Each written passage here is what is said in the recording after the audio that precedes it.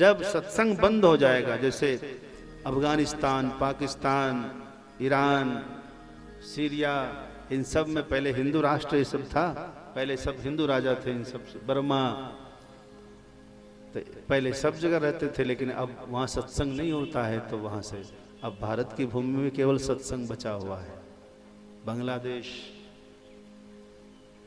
अखंड भारत देखे तो कितना बड़ा था, कितना विशाल था।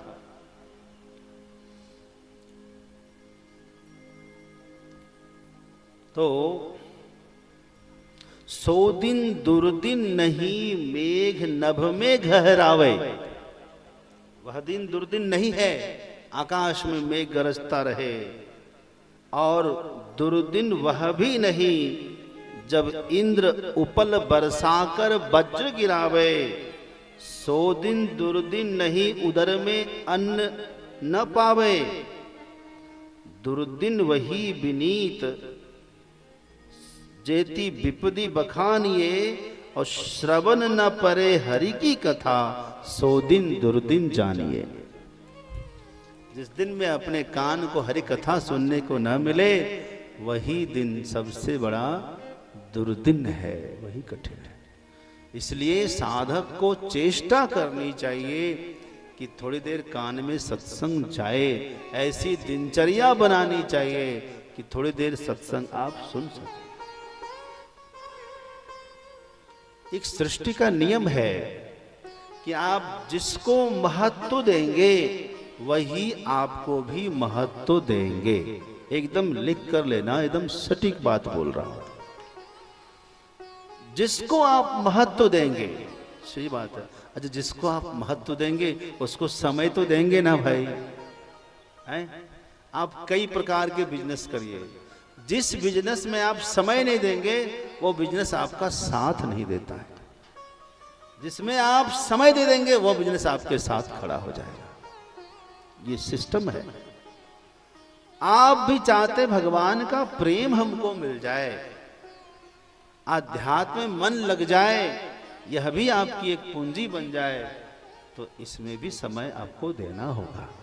विचारिए कि कितना घंटा समय जा रहा है, 24 घंटे में कितना घंटा आप इस तरह समय दे रहे हैं। और धीरे धीरे आपको यदि आध्यात्मिक ऊर्जा बढ़ानी है, सात्विक ऊर्जा बढ़ानी है, सकारात्मक ऊर्जा बढ़ानी है, तो सकारात्मक समाज में समय देना शुरू करिए।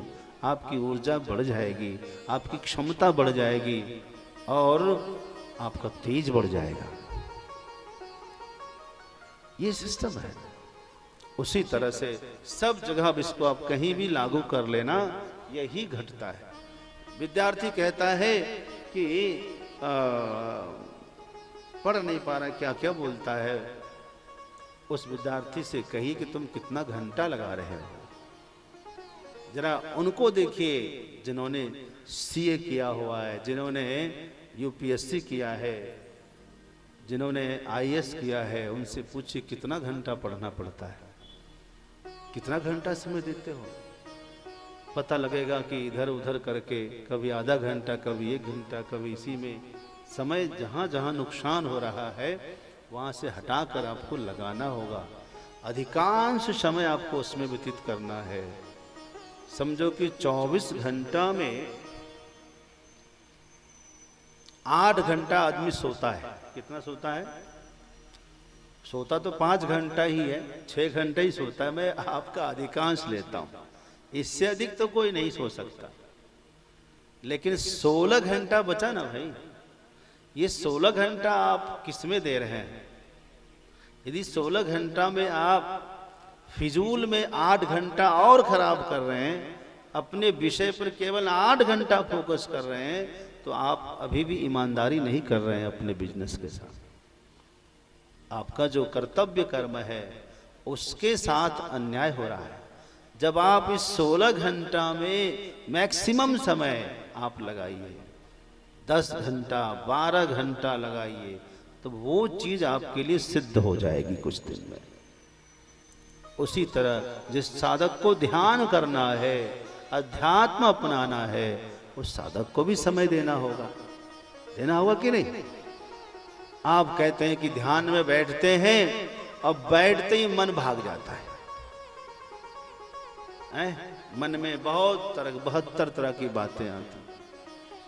100 नोटों की एक गड्डी होती है, क्यों जी? उसको गिनने में मन भागता है कहीं इधर उधर? 100 नोटों की गड्डी गिनने में कहीं मन नहीं भागता भाई। लेकिन 100 मन के 108 मन के की एक माला होती है, उसको फेरने में मन कई बार भाग जाता है। भाग जाता है कि नहीं? क्या कारण है? क्योंकि उसको महत्व नहीं दे रहे हो। जिस विषय को आप महत्व देंगे वह विषय आपका होगा। याद रखना, ये सिस्टम है हमारा।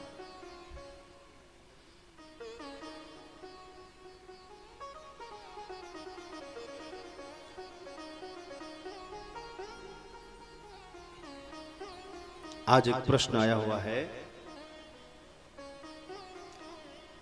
आजकल जो व्यक्ति जात्यंतर में, दूसरे जाति में, इंटरकास्ट में विवाह कर रहे हैं, उससे जो संतान उत्पन्न हो रही है, और तो क्या उससे क्या नुकसान होगा, क्या अच्छा होगा, है कि नहीं? क्या पूर्वजों को पिंड मिलेगा उससे, शंकर हो जाने से? और जो बच्चे माता पिता से लड़ जा रहे हैं और जिद कर रहे हैं, उनके बारे में जरा बताएं। जय मां। नाम नहीं बताया किसने लिखा है। कोई है या? हाथ उठाओ। हाथ तो कोई नहीं उठाया भाई। अच्छा, हाथ उठाइए। पता नहीं लगा कौन है। अरे हाथ उठाओ, हाथ ही नहीं दिखा मुझे तो। अच्छा ठीक है, कोई बात नहीं। यजमान बने हुए गुरुदेव।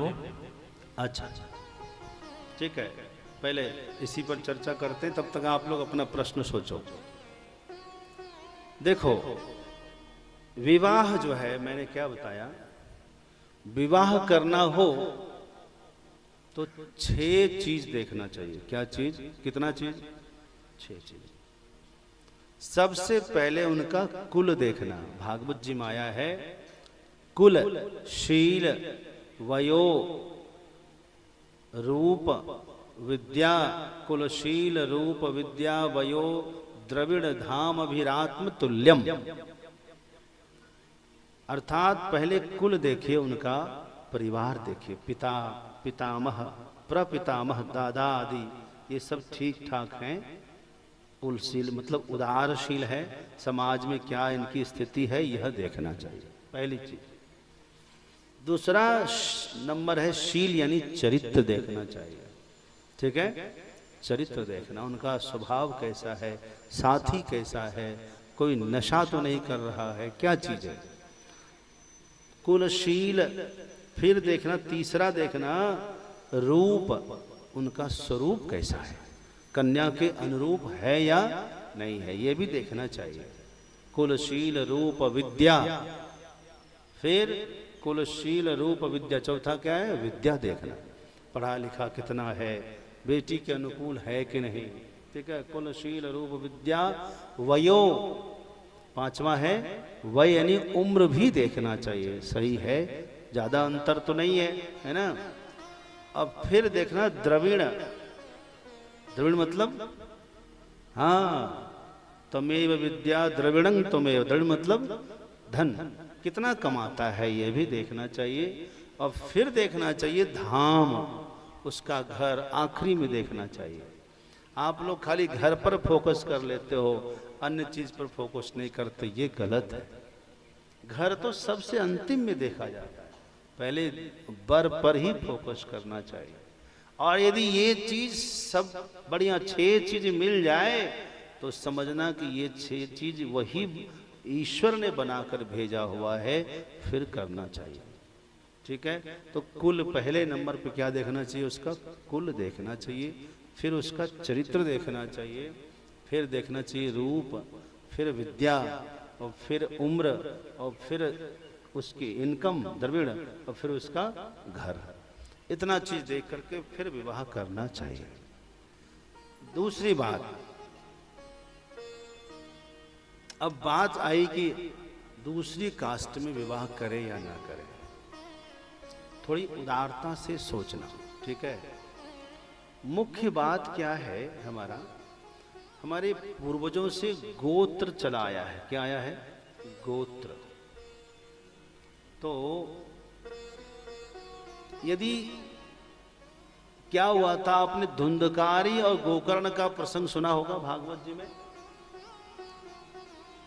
धुंधकारी के लिए गोकर्ण ने पिंडदान किया था गया जी में जाकर के, लेकिन धुंधकारी की मुक्ति नहीं हुई थी। उसका कारण ये था कि धुंधकारी दरअसल में उनके पिता का पुत्र था ही नहीं। धुंधकारी के पिता का नाम था आत्मदेव, था ना, लेकिन धुंधकारी आत्मदेव का पुत्र नहीं था। वो किसका पुत्र था? वो किसी अन्य, यानी जो आत्मदेव की पत्नी थी उसका नाम था धुंधुली। धुंधुली की छोटी बहन का वो बेटा था, उसका तो गोत्र अलग था, इसीलिए पिंड उनको नहीं पहुंच रहा था। समझ गए? अब रही बात यहां, जब आदमी विवाह करके कन्या को घर ले आएगा तो उसका जो पुत्र होगा वो शंकर नहीं कहलाएगा, क्योंकि वो तो उसी का पुत्र हुआ ना, उसी का गोत्र होगा। वहां तो समस्या ये थी कि वह किसी और का पुत्र था, नाम खाली आत्मदेव का चल रहा था, इसलिए उनको पिंड नहीं मिल रहा था। यहां पिंड मिल जाएगा, ठीक है। अब यह देखना चाहिए, आप लोग जो पुत्र या पुत्री के विवाह में बहुत विलंब कर रहे हैं, इसीलिए ये सब परिस्थितियां आती हैं। आप लोग पहले से ही देख करके निश्चित करके रखिए, और बहुत ज्यादा समय बिताने से फिर सही मिलता नहीं। इसलिए विवाह में बहुत विलंब करने से विवाह का आकर्षण खत्म हो जाते। कितने बच्चे तो कहते हैं अब नहीं करना है विवाह, क्या करना है, ऐसे कहते हैं। उचित समय जो है, उचित समय 18 वर्ष से 25 वर्ष के बीच में विवाह हो जाना चाहिए। 25 वर्ष जो 100 वर्ष की आयु है मनुष्य की, 25वें वर्ष में उसको गृहस्थ में प्रवेश करना चाहिए, ये परंपरा है। 25 से 50 गृहस्थ आश्रम का समय है, 50 से 75 वानप्रस्थ का आश्रम है, 75 से 100 संन्यास का समय है। ये निर्धारण पहले से हुआ है। आइए अब हम आपसे प्रश्न लेते हैं। कहाँ है आपकी माइक? तैयार होगी? जय श्री राम। हेलो।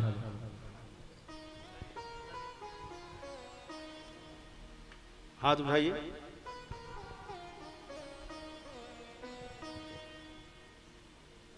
आज महिलाओं का बाजार ठंडा है।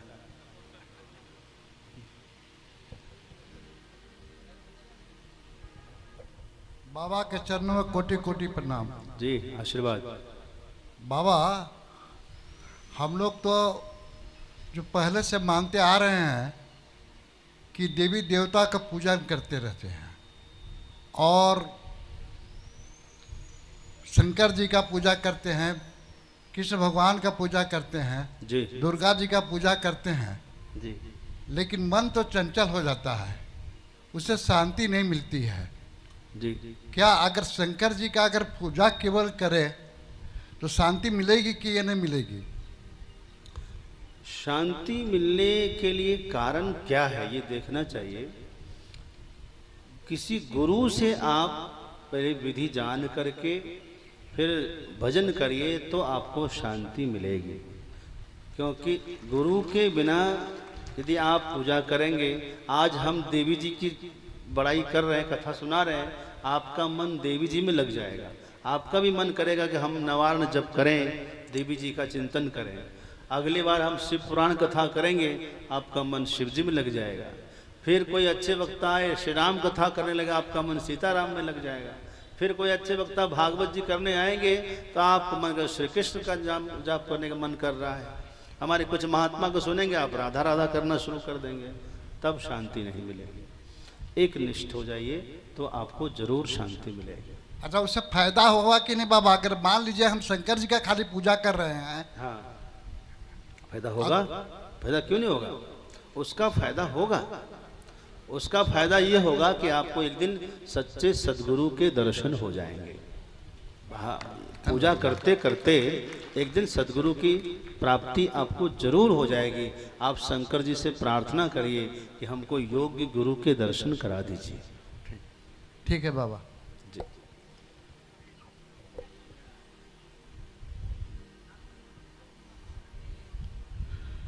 बाबा के चरणों में हमारा शीश है जी।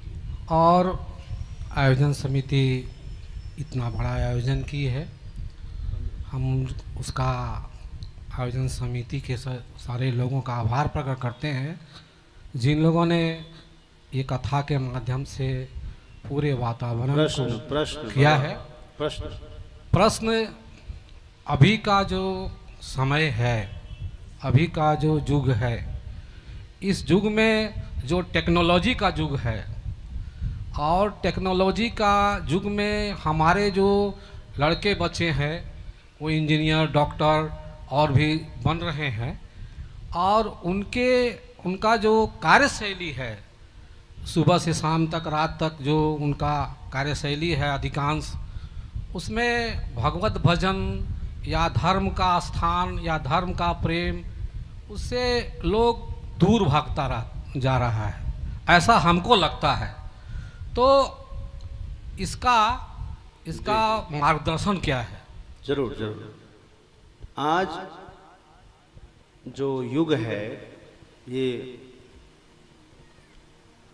यांत्रिक युग है। पहले संसार मंत्र से चलता था, फिर तंत्र से चला, अब यंत्र से चल रहा है।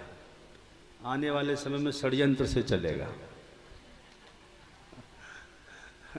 बहुत अच्छा आपने कहा कि सब बच्चे टेक्नोलॉजी का इस्तेमाल कर रहे हैं और वो युग दूर भाग रहे हैं। ऐसा नहीं है, टेक्नोलॉजी तक हमारा सत्संग भी पहुंच गया है। आज के बच्चे यूट्यूब पर सत्संग सुन रहे हैं। आज के बच्चे पहले जैसा नहीं है कि बैठ के हम 4 घंटा उनको नहीं सुनना पसंद आ रहा है, छांट छांट के रील में ही सही वो अच्छी चीज़ सुन लेते हैं। आज के बच्चे खूब ज्ञान प्राप्त कर रहे हैं यूट्यूब पर, व्हाट्सएप पर, इंस्टा पर, है ना, ट्विटर पर चर्चा होती है, अच्छी चीज़ें ग्रहण कर रहे हैं। उनके अंदर देशभक्ति जागृत हो रही है, उनके अंदर राष्ट्रभक्ति जागृत हो रही है, उनके अंदर देव भक्ति जागृत हो रही है, उनके अंदर संघ भक्ति भी जागृत हो रही है। तो ये सकारात्मकता की ओर देखेंगे तो आपको दिखाई देगा। हमारा आज का युवा नशेबाजी नहीं कर रहा। आज का युवा अपने बहन बेटियों की रक्षा करने के लिए संकल्प है, कटिबद्ध है। आप भी जरा इंस्टा खोली तो आपको पता चलेगा कि हमारा देश का युवा कितना आगे जा रहा है। मैं तो धन्यवाद देता हूँ इस टेक्नोलॉजी को, जिसने हमारे युवा, हम तो एक बार चिंतित थे कि अब बच्चों के पास समय तो है नहीं कि बैठ के घंटों सत्संग सुने, लेकिन उन तक ये ज्ञान कैसे पहुंचे। वाह, धन्यवाद है इंस्टाग्राम को, धन्यवाद है ट्विटर को, फेसबुक को, यूट्यूब पर, ये इन सब ने वहां तक पहुंचाया है। जहां बच्चा पहुंच गया वहीं पर हमारा सत्संग भी पहुंच रहा है। आज कोई दिक्कत नहीं। और कोई? व्यासपीठ सहित बाबा के चरणों में नमन। जी। मैं कहना चाहता हूं बाबा जी कि मर्यादा पुरुषोत्तम श्री राम जी बाली का जो वध किया था, जी छिप कर किया था, जी। वह अनैतिक था या नहीं? अच्छा। दूसरी बात, जी लीला पुरुषोत्तम भगवान कृष्ण कर्ण के संबंध में जिसका रथ का चक्का धस किया था जी। और उस समय अर्जुन को प्रेरित किया जी। कि मारो अभी, तो वह इलीगल था कि नहीं? मर्यादा पुरुषोत्तम और लीला पुरुषोत्तम के 2 विषय में जानना चाहता हूँ। बहुत अच्छा, बहुत अच्छा। पहला प्रश्न का उत्तर आप लीजिए। आपने बाली के बारे में बताया कि भगवान राम ने बाली को छिपकर मारा, ठीक है। यही प्रश्न बाली ने भी किया राम जी से, है ना, कि मैं बैरी सुग्रीव प्यारा, कारण कब नाथ मोहि मारा, मारई मोहि व्याध की नाई, मुझे व्याधे की तरह छुपकर मारा, क्यों? तब राम जी ने कहा, देखो तुमने एक अपराध किया है। क्या क्या? बोले देखिए, अनुज बधु भगनी सुत नारी, सुनुसठ कन्या समय चारी, इनहि कुदृष्टि बिलोकई जोई, ताही बधे कछु पाप न होई। छोटे भाई की पत्नी है ना, और अपने बहन की पुत्री, अनुज बधू भगनी अपनी बहन, और पुत्र की पत्नी, पुत्र वधू है ना, ये अपनी बहन और अपनी पुत्र, ये सब एक समान है, पुत्री के समान ही है। इनको यदि कोई कुदृष्टि से देखता है तो उसको मारने में कोई पाप नहीं लगता है। तो उस समय में उसने फिर काउंटर किया। बाली ने कहा कि अरे ये सब काम होता होगा आपके यहाँ, क्योंकि आप लोग तो मनुष्य हैं, राजकुमार हैं, क्षत्रिय हैं, तो आपके यहाँ होता होगा, लेकिन हम तो पशु हैं, हम तो एक बंदर हैं, तो हमारे ये सब नहीं चलता। तो भगवान ने कहा कि तुम ठीक ही बोले, तुम यदि पशु हो तो पशु का तो छिप करके ही शिकार होता है, पशु के साथ कोई युद्ध भूमि में लड़ता थोड़ी है। बाली अपनी ही बातों में फंस गया और अपनी हार स्वीकार कर लिया था। ठीक है। अब दूसरा आपका प्रश्न था लीला पुरुषोत्तम भगवान श्री कृष्ण के बारे में। महाभारत के युद्ध में, रणांगन में, जब कर्ण और अर्जुन का भीषण संग्राम चल रहा था, उस समय कर्ण का रथ, उसका पहिया जो है धरती में धंस रहा था, और उस समय में भगवान ने अर्जुन से कहा, अर्जुन बाण चला दो, मौका है, क्योंकि सामने सामने यदि तुम युद्ध करते रहोगे तो कर्ण से जीतना असंभव है। कर्ण के पास कई शक्तियां विद्यमान थी, आप सबको पता होगा। तो क्योंकि कर्ण अधर्म के साथ में खड़ा था, न ही केवल कर्ण, आप देखिए पितामह भीष्म के समय देख लीजिए, द्रोणाचार्य के समय देख लीजिए, इन सब को भगवान ने रास्ते से हटाना ही उचित समझा। धर्म की रक्षा करनी है, धर्म की स्थापना करनी है, तो अधर्म को मिटाना है, तो अधर्म का साथ जो देगा उसको भी मिटाना ही पड़ेगा, और त्याग तो, बलिदान तो मांगता ही है। इसलिए भगवान ने उचित समझा, अर्जुन यही उचित समय है। उनका रथ का पहिया जो धसा था, ये भी कर्ण का अपना प्रारब्ध था, एक ब्राह्मण का ही श्राप था, जो आज उसका रथ का पहिया धस गया। उचित समय पे उनके गुरु भगवान परशुराम का भी श्राप था कि तू हमारा मंत्र भूल जाएगा। कर्ण के साथ संघर्ष बहुत था, लेकिन सब अच्छा गुण होते हुए भी एक गुण केवल ठीक नहीं रहा कि वह उचित जगह पर नहीं था। जिस जगह था, जिसके साथ खड़ा था, वो धर्म नहीं अधर्म था। आपके अंदर भी हजारों गुण हैं, लेकिन एक भी ऐसा, आप यदि किसी अधर्म का पक्ष ले रहे हैं, याद रखना, लोग तो छोड़िए, भगवान भी आपकी नहीं सुनेंगे। इसलिए अधर्म का पक्ष कभी मत लेना। ये कर्ण से हमें सीखना चाहिए। कर्ण में बहुत बड़ा गुण था, दान दिए बिना कुछ स्वीकार नहीं करता था, रोज दान देता था। अरे अंतिम समय में भी उसने दान दिया, महान दानी था कर्ण। लेकिन एक ही दुर्गुण था कि वो उचित स्थान पर नहीं था। और कोई? बाबा आपके चरणों में कोटि कोटि प्रणाम। आशीर्वाद। नर भी नहीं है, नारी भी नहीं है, उसके विषय में थोड़ा सा प्रकाश डालने की कृपा करें। अच्छा, देवी के बारे में पूछ रहे हैं आप? नर भी नहीं है, नारी भी नहीं है। किसके लिए पूछ रहे हैं? देवी के बारे में ना, आत्मा के बारे में? तो नर भी नहीं है, नारी भी नहीं है। अच्छा, किन्नर के बारे में? अच्छा, उनके ऊपर प्रकाश करना है। अच्छा, ठीक है, ठीक है। और प्रश्न? बाबा के चरणों में कोटि कोटि प्रणाम। आशीर्वाद। और सब कोई को सियाराम मैं सब जग जानी, करहूं प्रणाम जोरी जुग पानी। वाह। बाबा सो सब तब प्रताप रघुराई, नाथ न कछु मोरी पर भुताई, इस बारे में हम लोग को समझाइए बाबा। प्रणाम। बहुत सुंदर, बहुत सुंदर। ये हनुमान जी ने कहा था भगवान श्री राम से कि जो कुछ मैंने अभी लंका दहन किया और लंका जलाकर जब लौट कर हनुमान जी आए तो भगवान ने कहा कि हनुमान ये सब कैसे किया, आए बताओ। तो उसने कहा कि हमारी तो कोई प्रभुता इसमें नहीं है प्रभु, क्योंकि जो कुछ भी हुआ मेरी क्या क्षमता है, मैं तो शाखा मृग हूँ और शाखा ते शाखा पर जाए, मैं तो एक बंदर हूँ, लेकिन जो कुछ किया वो सब आपके प्रताप से किया है। ये इससे सिद्ध क्या होता है कि हनुमान जी में कितना विनय है, कितनी विनम्रता है।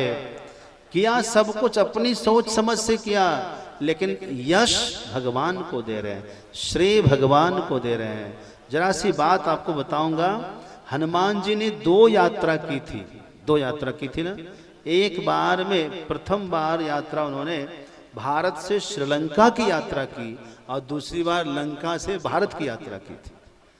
प्रथम यात्रा में उनको विपुल यश मिला, बहुत यश मिला, खूब नाम हुआ, लेकिन दूसरी यात्रा में उनको बिल्कुल नाम नहीं मिला, यश नहीं मिला। शायद आप ध्यान दिए होंगे, जब हनुमान जी लंका जलाकर आए तो कितना यश मिला कि नहीं। राम जी खूब प्रशंसा कर रहे हैं, मिला, खूब तारीफ किया लोगों ने। दूसरी यात्रा जब लक्ष्मण को बाण लगा था तब यही हनुमान जी संजीवनी बूटी लेने के लिए उत्तराखंड में द्रोणगिरी पर्वत पर आए थे ना। और इस यात्रा करके जब लौटे तो कोई हनुमान जी की तारीफ नहीं की। पता है क्यों? क्योंकि इस यात्रा के लिए जैसे निकले हनुमान जी तो राम जी को प्रणाम नहीं किया था।